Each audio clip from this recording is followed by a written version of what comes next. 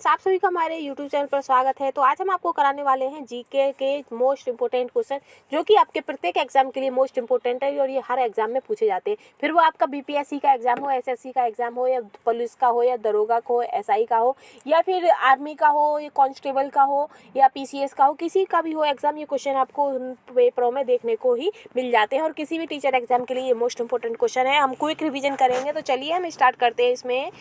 इसमें हमारा क्वेश्चन आ जाता है कि भारत में खोजा गया सबसे पहला पुराना शहर कौन सा था। यानी कि भारत में सबसे पुराना शहर कौन सा खोजा गया था, तो वो आपका था हड़प्पा।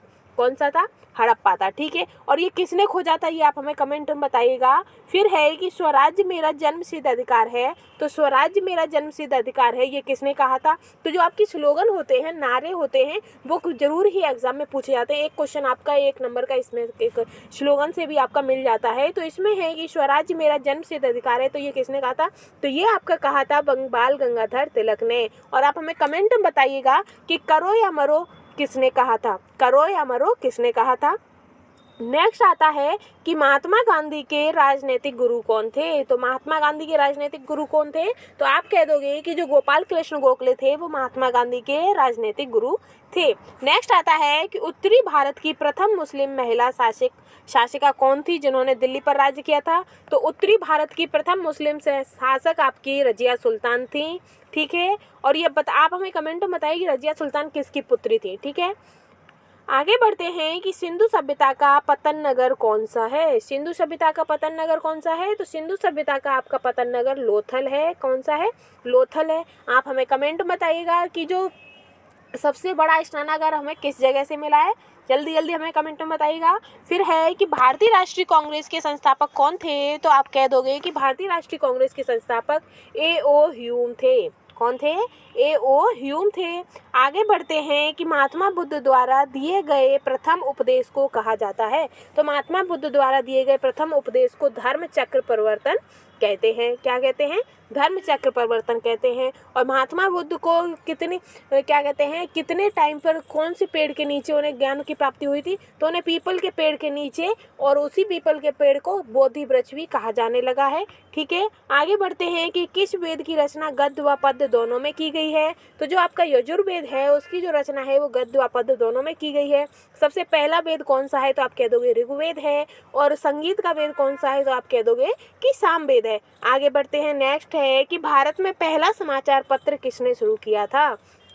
तो आप कह दोगे कि जो भारत में पहला समाचार पत्र था वो सैयद अहमद खान ने स्टार्ट किया था। और कौन सा था ये आप हमें जल्दी से बताइएगा। फिर है कि किसके शासनकाल में बौद्ध धर्म 2 भागों में बट गया था। और 2 भाग कौन कौन से थे, तो हीनयान और महायान 2 भागों में बट गया था।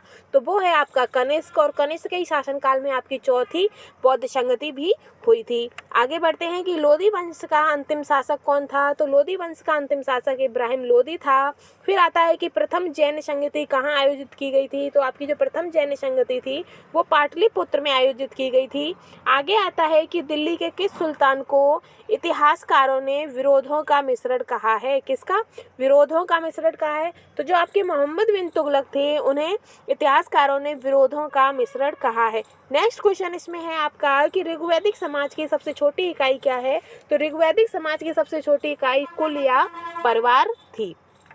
आगे बढ़ते हैं कि किस शासक के पास एक शक्तिशाली नौसेना थी। तो जो आपके चोल वंश के जो शासक थे उनके पास सबसे बड़ी और सबसे ज्यादा शक्तिशाली नौसेना थी। आगे आता है कि संकीर्तन प्रथा के जन्मदाता कौन थे। तो जो आपके चैतन्य प्रभु थे वो आपके संकीर्तन प्रथा के जन्मदाता थे। आगे आता है कि किस मुगल शासक को आलमगीरी भी कहा जाता है। तो वह मुगल शासक कौन थे जिन्हें आलमगीरी कहा जाता था। तो आप कह दोगे कि जो औरंगजेब थे उन्हें आलमगीरी भी कहा जाता था। आगे बढ़ते हैं कि शहीद आजम की उपाधि से किसे सम्मानित किया जाता है। तो जो भगत सिंह हैं उन्हें शहीद आजम की उपाधि से सम्मानित किया जाता है। आगे बढ़ते हैं। नेक्स्ट है कि साइमन कमीशन के विरोध प्रदर्शन में के दौरान किए गए लाठीचार्ज में किस राजनेता की मृत्यु हो गई थी। तो आप हमें बताइए कि वह कौन से नेता थे जब लाठीचार्ज हुआ था तो लाठियों के बाढ़ से उनकी मृत्यु हो गई थी। तो वो थे आपके लाला लाजपत राय। और इन्होंने ही कहा था कि मेरे हर एक लाठी का जवाब आपको मिलेगा वापसी, अंग्रेजों से इन्होंने कहा था। अब आता है कि वहाबी आंदोलन के प्रवर्तक कौन थे। तो वहाबी आंदोलन के प्रवर्तक आपके सैयद अहमद खान थे। सैयद अहमद आपके वहाबी आंदोलन के थे। ठीक है गाइस, तो ये मोस्ट इंपॉर्टेंट क्वेश्चन हमने आपको क्विक रिवीजन करवा दिया है, उसके साथ हमने थोड़ी बहुत थ्योरी भी इसमें ऐड कर दी है। अगर आपको मेरे द्वारा पढ़ाने में अच्छा लगा है और मेरी वीडियोस पसंद आई तो प्लीज़ हमारे चैनल को लाइक शेयर एंड सब्सक्राइब कर दीजिएगा।